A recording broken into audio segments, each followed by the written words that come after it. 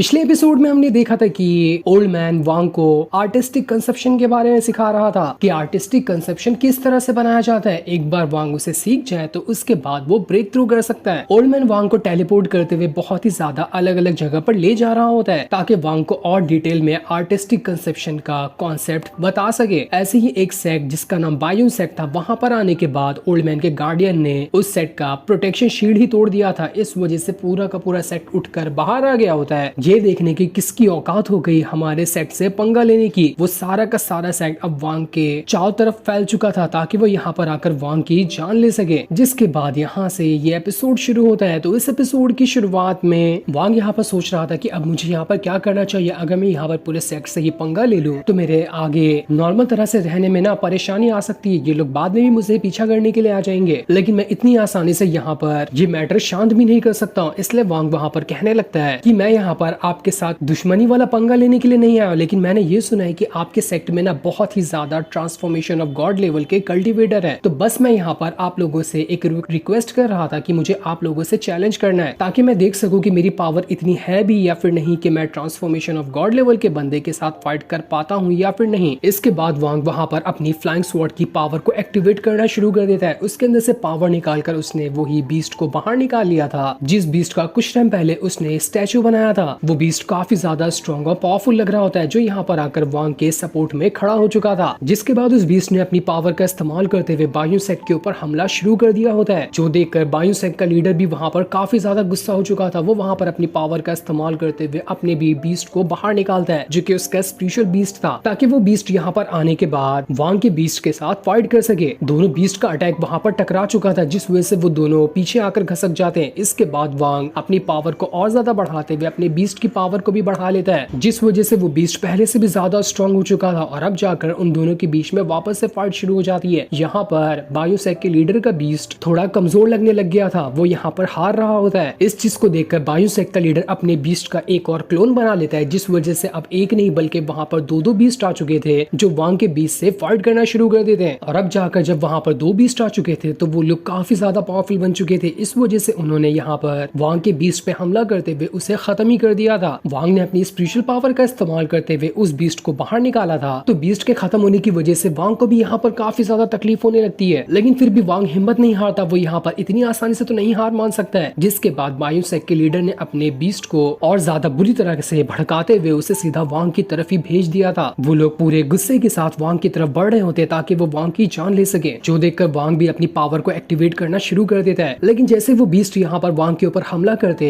उससे पहले ही old man जो होता है अपनी पावर का इस्तेमाल करते हुए हर एक इंसान को वहाँ पर स्टॉप कर देता है और वांग से कह रहा था यहाँ पर तुम्हें इन बीस्ट को मारने की जरूरत नहीं है। बायोसेक का लीडर जो है ना वो ट्रांसफॉर्मेशन ऑफ गॉड लेवल का एक बंदा है, तो तुम्हें ना यहाँ पर जो उसने अपनी पावर की वजह से बीस्ट को बुलाया है ना, वो उसकी डोमेन पावर की वजह से उसने बुलाया है। तो तुम्हें यहाँ पर उस लीडर की डोमेन पावर को एक्सपीरियंस करना है, ना कि उसके ऊपर हमला करना है। तो इसलिए कोई भी स्टेप मत उठाना। जिसके बाद जैसे वो दोनों बीस्ट वांग के ऊपर अटैक करते, वांग उन स्पिरिचुअल बीस्ट के स्पिरिचुअल वर्ल्ड के अंदर ही जा चुका था, जहाँ पर आने के बाद वो उस लीडर के स्पिरिचुअल डोमेन को महसूस कर रहा होता है। वहाँ पर आने के बाद वांग को और भी हजारों की तादाद में सोल वगैरह दिखाई देती है, जो सभी अपनी पावर का इस्तेमाल करते हुए अपना स्पिरिचुअल ऑरा बाहर निकाल रहे थे। उनकी आवाजें भी इतनी तेज होती है कि वांग के कान में दर्द हो गया था। वांग अपनी पूरी जान लगा देता है ताकि इन आवाजों को रोक सके, लेकिन वो कुछ भी वहाँ पर नहीं कर पा रहा था। वांग खुद में कह रहा होता है ये पावर तो काफी ज्यादा स्ट्रॉन्ग है, मैं यहाँ पर खुद की पावर का इस्तेमाल करते हुए भी इसकी जो साउंड वेव है उन्हें नहीं रोक पा रहा हूँ, ये तो मेरे कान को फाड़ देगी। वहाँ पर जितनी भी सोल मौजूद थी वो सारी की सारी सोल काफी ज्यादा पावरफुल होती है। यहाँ पर सारी की सारी सोल उन लोगों की थी जो यहाँ पर आसपास खड़े हुए थे। इसके बाद देखते ही देखते जितनी भी सोल होती है उन सभी ने एक एक करते हुए वांग के ऊपर हमला करना शुरू कर दिया था। जैसे उनका हमला वांग को लग रहा होता है, वो उनकी सोल पावर को महसूस कर पा रहा था कि आखिर इनकी सोल पावर कितनी ज्यादा स्ट्रॉन्ग है। लेकिन तब भी वांग यहाँ पर ज्यादा टाइम तक के खड़ा ही नहीं हो पा रहा था, क्योंकि उसके सामने जितनी भी सोल थी उनमें से ज्यादातर तो ट्रांसफॉर्मेशन ऑफ गॉड लेवल वाले बंदे हैं। इसलिए उनकी पावर को महसूस करना वांग के लिए काफी ज्यादा टफ होने वाला है। वांग का एकदम सर फट रहा होता है। उससे वो सारी चीजें याद आने लग गई थी कि आज तक उसने अपनी लाइफ में क्या क्या किया है। उसे फूजियान का पोता याद आता जिसे उसने मार दिया था। यहाँ तक कि वांग को वो भी याद आ रहा था जब उसने लाखों लोगों की जान लेकर सभी की सोल को अपने पीछे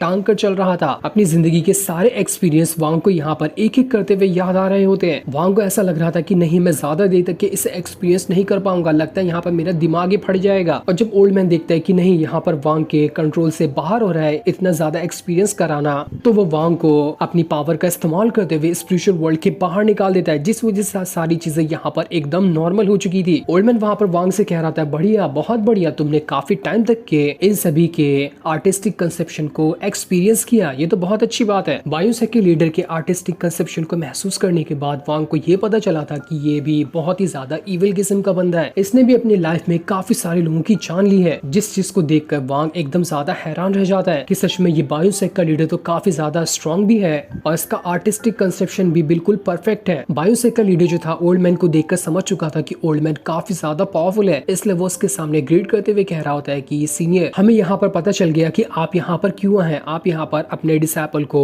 हम सब के अलग अलग आर्टिस्टिक कंसेप्शन के बारे में सिखाना चाहते हैं ना, ताकि वो भी यहाँ पर ट्रांसफॉर्मेशन ऑफ गॉड लेवल को ब्रेक थ्रू कर सके। शायद हमने पहले आपको दुश्मन समझ लिया था, लेकिन अब हमें पता चल चुका है कि आपका यहाँ आने का मकसद क्या था। जिस पर ओल्ड मैन कहता हाँ बिल्कुल, तुम तो बड़े चालू निकले, चलो तुम्हारी बारी हो गई है, अब यहाँ पर मैं किसी दूसरे बंदे को पकड़ता हूँ, उसका भी आर्टिस्टिक कंसेप्शन मैं वांग को महसूस। वो एक लड़की से कहता है ओ लड़की उधर क्या खड़ी है, इधर आ, अब तेरी बारी है। वो लड़की कह रही होती है सीनियर, मुझे पता है कि आप ना कल्टीवेशन में हमसे आ गए, लेकिन हम आपके बाप के नौकर नहीं जो आपके कहने पे हम अपना आर्टिस्टिक कंसेप्शन किसी भी अरे गरे बंदे को दिखाना शुरू कर दे, इसलिए मैं आपका ऑर्डर नहीं मानती, मैं नहीं दिखाऊंगी इसे अपना आर्टिस्टिक कंसेप्शन। ओल्ड मैन कह रहा होता है ये तो बंदरिया कितनी ज्यादा जिद्दी है, रुको अभी से सबक सिखाना पड़ेगा। वो अपने पास से कुछ चीज ढूंढना शुरू कर देता है, जिसके बाद उसने अपने पास से एक जेड को बाहर निकाला था, जो कि बहुत ही ज्यादा पावरफुल जेड माना जाता है। ये जेड इस तरह का जेड था कि अगर किसी भी बंदे के पास ये जेड होना तो उससे कम लेवल का जो भी बंदा होगा, हर एक बंदे को चाहे वो कोई भी क्यों ना हो, उसे जेड वाले बंदे की बात माननी पड़ेगी। वो उसे इनकार नहीं कर सकता, चाहे किस भी तरीके से वो जेड वाला बंदा डिमांड क्यों ना कर ले। इस वजह से सारे के सारे लोग वहाँ पर ओल्ड मैन से दोबारा माफी मांगने लगते हैं कि हमें सीनियर माफ कर दो, हमसे गलती हो गई, हमें नहीं पता था कि आपके पास वो जेड होगा, इसलिए आगे से हम सब अपना आर्टिस्टिक कंसेप्शन इस वांग को दिखाने के लिए तैयार है। ओल्ड मैन कह रहा था यही तो मैं 4 घंटे से तुम लोगों को समझाने की कोशिश कर रहा था, लेकिन तुम लोगों को तो देखो ज्यादा ही एटीट्यूड पाल रखा है, अब खड़े क्या हो वहाँ पर, जल्दी से यहाँ पर आओ, अपना आर्टिस्टिक कंसेप्शन दिखाओ, मेरे पास ज्यादा टाइम नहीं है। वो लड़की जो होती है जिससे ओल्ड मैन ने अपना आर्टिस्टिक कंसेप्शन दिखाने कहा था, वो वांग से कह रही होती है ये ओल्ड मैन जो है ना, तुम्हारी किस्मत बहुत अच्छी है कि ये तुम्हें मिल गया। मैं चाहती हूँ अगर मैं जब अपना transformation of god level breakthrough कर रही थी ना, तो काश मेरे पास भी इस तरह का ओल्ड मैन होता जो मेरी मदद करता आर्टिस्टिक कंसेप्शन सिखाने में, ये तुम्हारी हर टाइम पे अच्छे से मदद करेगा। लेकिन चलो खैर छोड़ो, जो बात बीत गई उसे भुला देने में ही अच्छा है। इसके बाद वो जो लड़की होती है वो वहाँ पर अपना आर्टिस्टिक कंसेप्शन ओपन करके वांग को दिखा रही होती है। उसके पास किसी तरह के फूल के पत्ते थे, उसी के अंदर वो वांग को डाल देती है। वांग वहाँ पर उस लड़की के स्पिरिचुअल वर्ल्ड में जाकर पहुंच चुका था, जहाँ आने के बाद उसे उस लड़की का आर्टिस्टिक कंसेप्शन दिख रहा होता है। वो लड़की वांग से कह रही होती है बस इससे आराम से शांत खड़े रहो और इसे एक्सपीरियंस करने की कोशिश करो, तुम धीरे धीरे खुद ही समझ जाओगे कि आखिर ये क्या है और किस तरह से आर्टिस्टिक कंसेप्शन फॉर्म किया जाता है। वांग जैसे उस लड़की के स्पिरिचुअल वर्ल्ड के अंदर गया था ना, वहाँ आने के बाद वांग को ऐसा लग रहा होता है कि उसे नींद आ रही है। वांग कहता है कहीं ऐसा तो नहीं कि जो इसका आर्टिस्टिक कंसेप्शन की पावर है ना, वो किसी को भी हिप्नोटाइज करने वाली हो। ऐसा लग रहा है कि मैं धीरे धीरे करते हुए अपना होश खोते जा रहा हूँ, मेरा खुद पे कंट्रोल ही नहीं है कि मैं यहाँ पर क्या कर रहा हूँ क्या नहीं कर रहा हूँ। वहाँ पर आने के बाद वांग का जब दिमाग उल्टा पुल्टा चल रहा होता है तो उसे वहाँ पर ली मुवान भी दिखाई देने लग जाती है, जबकि असल में वो वहाँ पर नहीं थी। पूरे के पूरे वर्ल्ड के अंदर बस वहाँ पर उस लड़की की आवाज घूम रही थी, जिस लड़की का आर्टिस्टिक कंसेप्शन यहाँ पर वांग महसूस कर रहा था। वो लड़की जैसे ही कहती है वांग से कि तुम पूरी तरह से सो जाओ, तुम्हें आराम करना है, तो वांग तो बिल्कुल ही वहाँ पर बेहोश हो जाता है। ऐसा लग रहा था कि वांग पूरी तरह से उस लड़की के आर्टिस्टिक कंसेप्शन में हिप्नोटाइज हो चुका है। उसे खुद पर भी होश नहीं रहता कि आखिर वो यहाँ पर क्या कर रहा है। बस वो पूरी तरह से उस लड़की की बातों के वश में जा चुका था। वो लड़की उसे अलग अलग जगह पर टेलीपोर्ट करा रही होती, कभी वो आसमान में होता तो कभी पानी के अंदर आकर गिर जाता। काफी देर तक कि जब वांग खुद को होश में ढंग से ला ही नहीं पाता, तब वहाँ पर जो उसका रेड ऑरा था जिससे बनी हुई पिल रहती है वो बाहर निकल कर आती है, जो वांग को यहाँ पर होश में लाने में मदद करती है। जैसे वांग होश में आता है उसके बाद उस लड़की का भी आर्टिस्टिक कंसेप्शन यहाँ पर टूट चुका था और वांग अब दोबारा से रियलिटी के अंदर आ जाता है। वांग कहता है वो तो भला हुआ इन पिल का जो मेरे रेड ऑरा से बनी हुई है, इन्होंने मुझे इस लड़की के आर्टिस्टिक कंसेप्शन से बाहर निकाला, वरना तो मैं न जाने कब तक के लिए वहाँ पर फंसा रहता, इसकी मुझे तक खबर नहीं थी। वो लड़की वहाँ पर वांग से कह रही थी कमाल की बात है, तुमने ना इतने टाइम तक के मेरे आर्टिस्टिक कंसेप्शन के अंदर रहा और वहाँ पर खुद की मदद से बाहर निकल कर आ गए। ये करना किसी नेटसन 100 लेवल के कल्टीवेटर के लिए ना बिल्कुल इम्पॉसिबल के बराबर है, तुमने बहुत अच्छा काम किया यहाँ पर। इसके बाद ओल्ड मैन जो होता है वो चारों तरफ फिर से देखने लगता है कि अब मैं कौन सा बकरा पकड़ूं जिसका मैं आर्टिस्टिक कंसेप्शन यहाँ पर वांग को सिखाऊंगा। काफी देर तक के उसे ढूंढने के बाद बाद कोई भी बंदा नहीं मिलता, लेकिन बहुत देर तक जब वो ढूंढ लेता है तब उसे वहाँ पर एक ओल्ड मैन दिखाई देता है, जो ओल्ड मैन भी उस बूढ़ों को ज्यादा पावरफुल लग रहा था। इसलिए ओल्ड मैन वो उस एल्डर से कह रहा होता है, ए एल्डर तू वहाँ क्या खड़ा है, तू इधर आ और अब आकर यहाँ पर अपना आर्टिस्टिक कंसेप्शन चालू करके वांग को सिखा। लेकिन उस एल्डर के आर्टिस्टिक कंसेप्शन को दिखाने से पहले ही ये एपिसोड यहीं पर एंड हो जाता है। Thanks for watching.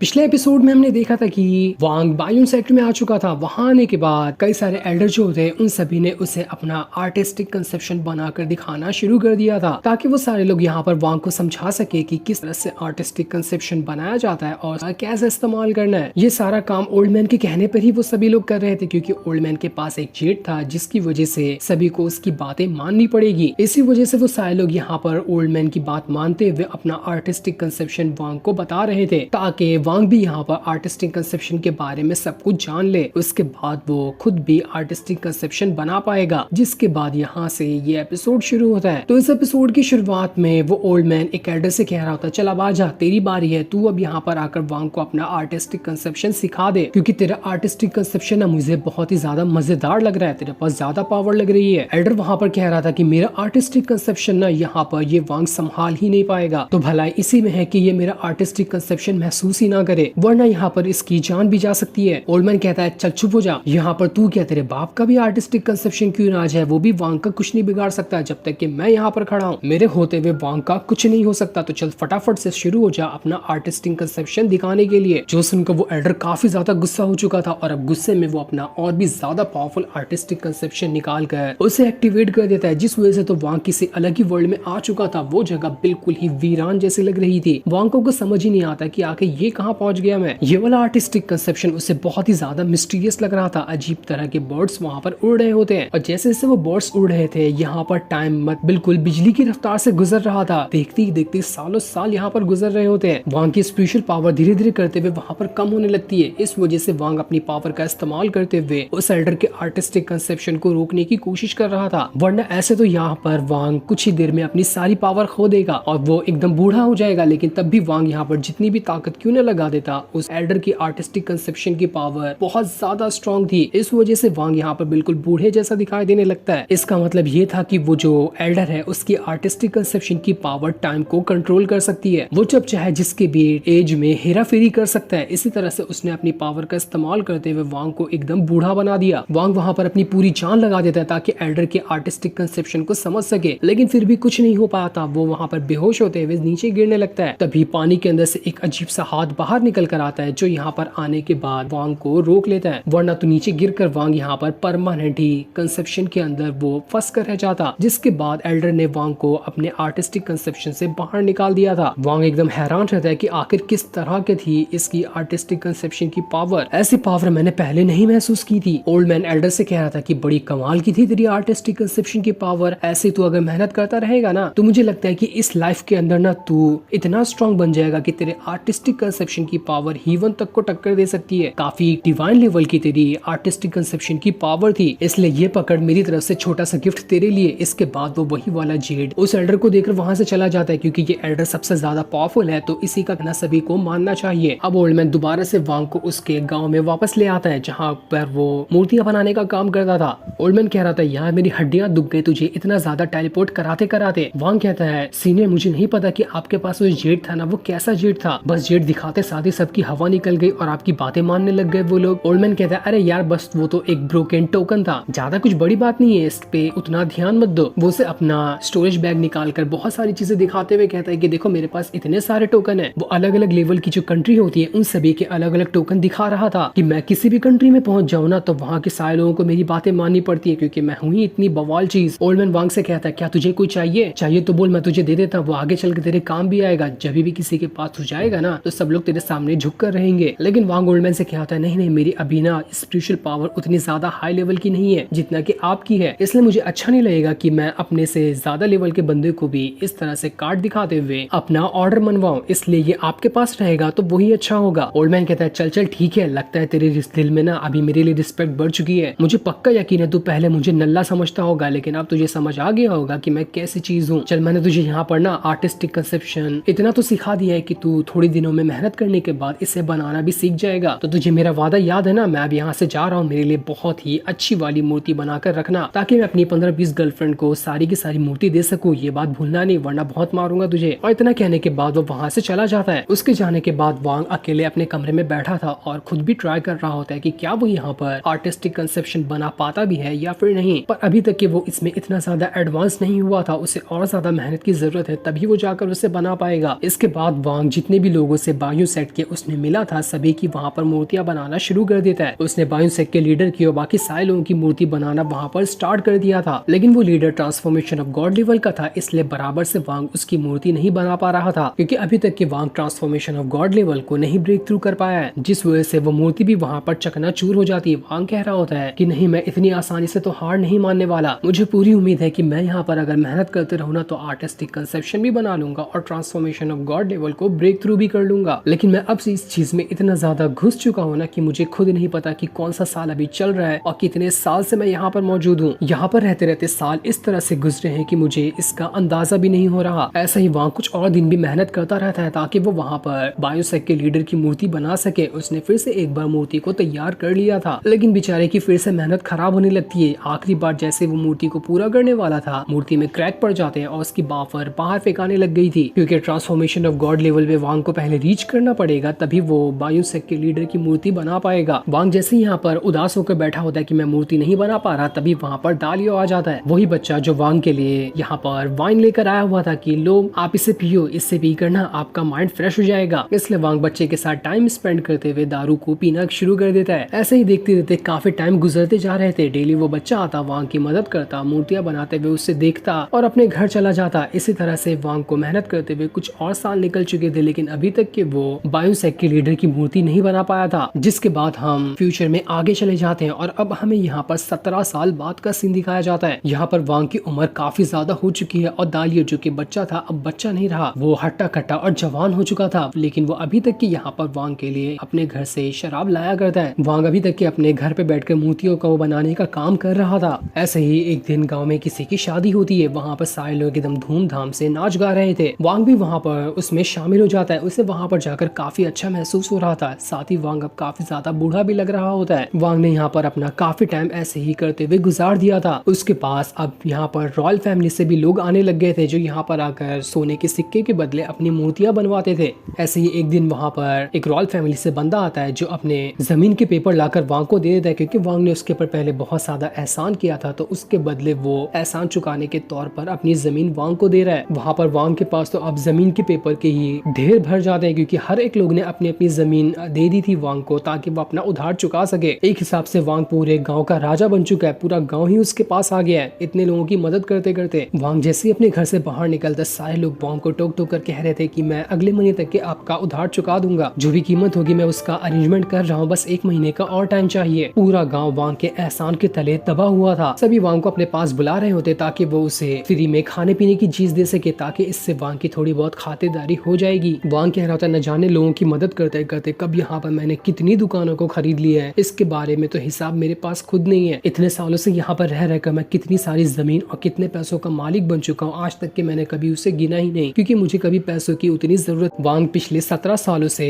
बायोसेक के लीडर की मूर्ति बना रहा था, लेकिन अभी तक की वो उसे कंप्लीट नहीं कर पाया होता है। जितनी बार भी वो मूर्ति बनाता, उतनी बार वो मूर्ति वहाँ पर टूट रही थी। वांग वहाँ पर अपने घर के बाहर आता है और उदास होकर कह रहा था कि यहाँ पर मुझे रहते रहते अंदाजे के हिसाब से 20 साल हो चुके हैं। यहाँ पर मैंने 20 साल निकाल दिए, लेकिन अभी तक कि मैं यहाँ पर ठीक तरह से आर्टिस्टिक कंसेप्शन नहीं बना पाया। यहाँ तक कि मैं खुद ये भी नहीं जान पा रहा हूँ कि मुझे किस तरह का आर्टिस्टिक कंसेप्शन बनाना चाहिए, टाइम को कंट्रोल करने वाला, हिप्नोटाइज करने वाला, या फिर किसी और तरीके का। मैं ये तक कि अभी तक नहीं समझ पाया हूँ। न जाने मुझे वो रास्ता कब मिलेगा, रास्ते पे मैं चलकर ट्रांसफॉर्मेशन ऑफ गॉड लेवल को ब्रेक थ्रू कर पाऊँ। आखिर इस कल्टीवेशन की दुनिया की किस तरह की मिस्ट्री है जो मुझे यहाँ पर ब्रेक थ्रू करने से रोक रही है, मुझे अभी तक के यही नहीं पता कर पाया हूँ मैं। लेकिन फिर भी वांग यहाँ पर हिम्मत नहीं हार रहा था। वो चाहे कुछ भी क्यों न कर ले, अपना ब्रेक थ्रू तो करके रहेगा। ऐसे ही एक दिन दुकान पे एक बच्चा आता है जो घर से शराब लेकर आया हुआ था। वो वांग को देते हुए कह रहा होता है कि अंकल वांग, ये शराब भी मैं आपके लिए लेकर आया हूँ, इसके बदले मेरी कैंडी कहाँ है, मुझे कैंडी चाहिए। वांग कैंडी के बजाय एक स्पेशल पिल उसे दे देता है, जो पिल काफी ज्यादा पावरफुल थी। और जो बच्चा यहाँ पर आया था, ऐसा लग रहा था कि वो दालियो का ही बेटा है। दालियो वहाँ पर आकर वांग से कह रहा होता है, अंकल वांग आप कितनी शराब पियोगे, आपको बस नहीं होता क्या? शराब पीते पीते आपने इतने साल निकाल दिए, अब तो आपकी तबीयत भी खराब हो सकती है, इसलिए आपको नहीं पीना चाहिए। लेकिन फिर भी वांग मानने को तैयार नहीं था। उसे आदत लग चुकी थी शराब की, तो वो इसे अब ऐसे नहीं छोड़ सकता। वांग दालियो से पूछता है कि तुम्हारे फादर कैसे हैं, वो ठीक तो है ना? काफी टाइम हो गया लेकिन मैं उनसे कभी मिल नहीं पाया। जिस पर दालियो कहता है कि वो भी ठीक है लेकिन ज्यादा बूढ़े हो चुके हैं ना, तो वो अब ठीक तरह से चल फिर नहीं पाते। जो सुनकर वांग वहाँ से जाने लगता है। दालियो का जो बेटा था वो वांग से कह रहा होता है, आपने अभी तक मुझे ये नहीं बताया कि आप जो शराब पीते हैं उसका टेस्ट कैसा है। मुझे भी जानना है कि वो कैसी लगती होगी, क्या वो अच्छी है या बुरी है। वो जो बच्चा था वो यहाँ पर उस वाइन की बात कर रहा था जो वांग बॉटल में रख के पीता है। वो जो हीवनली पल था उसी का वाटर, जो कि असल में वाइन नहीं है। दालियो वहाँ पर अपने बेटे से कह रहा था कि नहीं, तुम्हें उसके बारे में जानने की जरूरत नहीं है। जो अंकल वांग पीते हैं ना, वो कोई वाइन नहीं बल्कि वो स्पिरिचुअल वाटर है। तुम जब कल्टीवेशन वगैरह करोगे ना, तो तुम्हें पता चल जाएगा कि आखिर स्पिरिचुअल वाटर क्या होता है। अगले सीन में हम एक बंदे को देखते हैं जो घोड़े पर सवार होकर वहाँ से भाग रहा था। उसके पीछे लीफू नाम का एक डिसाइपल पड़ा हुआ होता है। वो उस बंदे से कहता, भागो भागो, देखता हूँ कहाँ तक कि तुम भाग लेते हो। कभी न कभी तो तुम मेरे हाथ लगने ही वाले हो, और वो दिन कभी नहीं बल्कि आज ही होगा। आज मैं यहाँ पर तुम्हारी जान लिए बगैर तुम्हें नहीं छोड़ने वाला। वो बंदा जो था लीफू से बचकर जैसे भाग रहा होता है, वो अपने घोड़े पर से गिर जाता है। इस वजह से उसकी हालत और ज्यादा खराब हो चुकी थी। वो वांग के दरवाजे पे आता है और कह रहा था कि जल्दी से बाहर आकर मुझे बचा लो, वरना यहाँ पर मैं मर जाऊँ। वांग जल्दी से दरवाजा खोलता है और बाहर आकर देखता है कि यहाँ पर कौन शोर मचा रहा है। वो बंदा मिस्टर जू ही था, जो एक बार वांग के पास से ड्रैगन की मूर्ति खरीदने के लिए आया हुआ था। वो सिर्फ इतना कहते हुए यहाँ पर बेहोश हो जाता है कि प्रिंस की जान खतरे में है, आपको उसे बचाना होगा। और इतना कहने के बाद वो वहाँ पर बेहोश हो चुका था। तब वहाँ पर लीफू भी आ जाता है। वहाँ आने के बाद वो वांग से कह रहा था कि अरे मैं तो यहाँ पर सिर्फ इस मिस्टर जू को ढूंढने के लिए आया था, ये तुम्हारे दरवाजे पे आकर बेहोश हो गया। क्या इसने कहा है, मुझे साफ साफ बता दो। मुझे ऐसा लग रहा है कि तुम दोनों का बीच में ना कुछ तो रिलेशन है, तभी यहाँ पर तुम्हारे पास आया मदद मांगने के लिए। अगर ऐसा है तो साफ साफ बताओ, मैं मिस्टर जू को मारने के बाद तुम्हारी भी जान ले लूंगा, ताकि सारे मेरे दुश्मन खत्म हो जाए। इसके बाद लीफू ने वहाँ पर अपनी पावर का इस्तेमाल करते हुए एक डीमन स्कल को समन कर लिया था, जिसका इस्तेमाल करके वो यहाँ पर वांग की जान लेने की कोशिश कर रहा होता है। वांग वहाँ पर लीफू से कहता है, देख यहाँ पर ना मैं तुझे जानता हूँ ना ही तेरे मैटर को जानता हूँ, इसलिए भला इसी में होगी कि यहाँ से निकल ले, वरना यहाँ पर अगर बखेड़ा करने की कोशिश की ना तो मुझसे बुरा कोई नहीं होगा। लीफू कहता है, चल भाड़ में जा, तू जैसे बूढ़े को तो मैं एक उंगली से उठाकर पटक सकता हूँ, तू मरेगा इस मिस्टर जू के साथ साथ। इसके बाद तो उसने वहाँ पर अपने डीमन स्कल को वांग की तरफ ही भेज दिया था। लेकिन जैसे वो डीमन स्कल यहाँ पर वांग के ऊपर हमला करता, उससे पहले वो सोल बाहर निकल कर आता है, जो यहाँ पर आने के बाद उस स्कल को ही डिस्ट्रॉय कर देता है। वो सोल वहाँ पर काफी ज्यादा गुस्से में भी था। इसके बाद वो उस स्कल को खा जाता है। बहुत दिनों बाद खाना खाकर उसका तो पेट भर गया था। इसे देखकर लीफू घबरा जाता है कि अरे बाप रे, ये शैतान कौन आ गया, लगता है ये शैतान मेरी भी जान ले लेगा। इसलिए डर के मारे लीफू जो होता है वो वहाँ से भाग निकला था। सोल वहाँ पर वांग से कह रहा होता है, मास्टर क्या मैं उस लीफू नाम के बंदे को पकड़कर उसे भी खा जाऊं क्या? आप कहो तो मैं भी जाकर उसे भी खा लेता हूँ। लेकिन वांग कहता है, नहीं नहीं, ये सब करने की जरूरत नहीं है। यहाँ पर मैं पिछले 20 साल से नॉर्मल इंसान की तरह रह रहा हूँ, तो मैं अब यहाँ पर अपनी आइडेंटिटी रिवील नहीं करना चाहता। तभी वहाँ से एक बंदा गुजर रहा होता है, जो वैसे ही वहाँ पर मिस्टर जू को बेहोश देखता है, वो घबरा जाता है कि यहाँ पर ये क्या हुआ। वांग उस बंदे से कहता है कि घबराने की जरूरत नहीं है, ये मरा नहीं है, इधर आओ और मेरी मदद करो ताकि मैं इसे अपने एक दुकान के अंदर ले जा सकूं। वहाँ पर ले जाकर मैं इसका इलाज करूंगा। इसलिए वो बंदा जो होता है वहाँ पर भाग के वांग के पास आता है। वो इधर उधर देख रहा था कि कोई और भी लोग यहाँ पर तो नहीं आते। वो वांग से कहता है कि सीनियर, मैं आपको ना एक एडवाइस देना चाहता हूँ कि हमें यहाँ पर ऑफिशियल लोगों को बुलाना चाहिए। कहीं अगर किसी ने ऐसे देख लिया ना तो वो लोग समझेंगे कि हमने ही यहाँ पर इस बंदे को मारा है, जिस वजह से ये बेहोश हो गया। हम किसी बड़े मैटर में भी फंस सकते हैं, इसलिए भलाई इसी में होगी कि हमें किसी ऑफिशियल गार्ड को इसके बारे में रिपोर्ट करनी चाहिए। वांग कहता है, तुम उसके टेंशन मत लो, आगे जो भी होगा मैं उसे संभाल लूंगा, लेकिन अभी मेरी जिम्मेदारी है इस बंदे को वापस से होश में लाना और इसे ठीक करना। चलो उठाओ, इसे मेरी दुकान के अंदर डाल दो। उस बंदे को हल्का फुल्का डाउट लग रहा था कि यहाँ पर कहीं वांग ने तो ही इस बंदे को नहीं मार दिया, लेकिन फिर भी वो सोचता है कि नहीं, वांग बहुत अच्छा इंसान है तो वो ऐसे हरकत नहीं कर सकता। इसलिए वो बिना झिझक ही मिस्टर जू को उठाकर वांग की दुकान के अंदर डाल देता है। दुकान के अंदर लाने के बाद वांग जो होता है वो वहाँ पर मिस्टर जू का इलाज कर रहा था ताकि वो उसे ठीक कर सके। वांग यहाँ पर कह रहा था, मुझे अपनी यहाँ पर हल्की बहुत पावर का इस्तेमाल करना ही पड़ेगा। अगर मैंने अपनी पावर का इस्तेमाल करते हुए मिस्टर जू को नहीं ठीक किया ना तो वो 110% मर जाएगा। इसलिए वांग चुपचाप से अपनी थोड़ी सी जो पावर की स्पिरिचुअल पिल होती है उसे मिस्टर जू की बॉडी के अंदर डाल देता है। इस वजह से मिस्टर जू अब कुछ देर में होश में आ जाएगा। मिस्टर जू अभी बेहोश है तो वो नहीं जान पाएगा कि वांग कोई नॉर्मल इंसान नहीं बल्कि एक कल्टीवेटर है। इसी वजह से वांग ने उसकी मदद की और अपनी पावर का इस्तेमाल करते हुए मिस्टर जू को ठीक कर दिया। दूसरी तरफ हम लीफू के ही सेट का सीन देखते हैं, जहाँ पर भागते हुए और पूरे घबराहट के साथ लीफू अपने सेट में आ चुका था। वहाँ पर आने के बाद वो बहुत ही ज्यादा डरा हुआ होता है। वो एकदम जोर से चिल्लाते हुए कहता है कि मास्टर मास्टर आप कहाँ हो, मुझे आपसे मिलना है, मुझे आपको बहुत जरूरी जानकारी देनी है। बाकी डिसाइपल लीफू को आकर संभालते हैं कि अरे बाप रे, इसे क्या हो गया, लगता है ये बहुत बुरी तरीके से मार खाकर आया हुआ है, आखिर इसे मारा तो मारा किसने। सभी लोग जब उसे संभाल रहे थे तो लीफू उन्हें धक्का मारते हुए कहा था कि हट जाओ, मुझे किसी की जरूरत नहीं है, मुझे सिर्फ मास्टर से बात करनी है। उसके इतना ज्यादा शोर मचाने की वजह से वहां पर उसका मास्टर भी आ चुका था। वहां पर आने के बाद वो लीफू से कह रहा होता है, आखिर कौन सा पहाड़ टूट गया, इतना चिल्ला क्यों रहे हो। वो जो मास्टर था उसका नाम भूताई होता है। लीफू से देखकर क्या था, मास्टर मास्टर मुझे आपको बताना है कि मैंने क्या देखा, लेकिन वो यहाँ पर कुछ भी अपने मास्टर को बता पाता उससे पहले ये एपिसोड को एंड कर दिया जाता है। ये हमें बताया ही नहीं जाता कि लीफू यहाँ पर अपने मास्टर को क्या बताने के लिए आया था, लेकिन ये तो कंफर्म होगा कि वो वांग की ही शिकायत करने के लिए यहाँ पर आया होगा ताकि अपने मास्टर को बता सके कि उसने वांग को देखा और वो वांग कोई नॉर्मल बंदा नहीं बल्कि कल्टीवेटर है। जो चीज हमें नेक्स्ट एपिसोड में बताई जाएगी। तब तक के लिए थैंक्स फॉर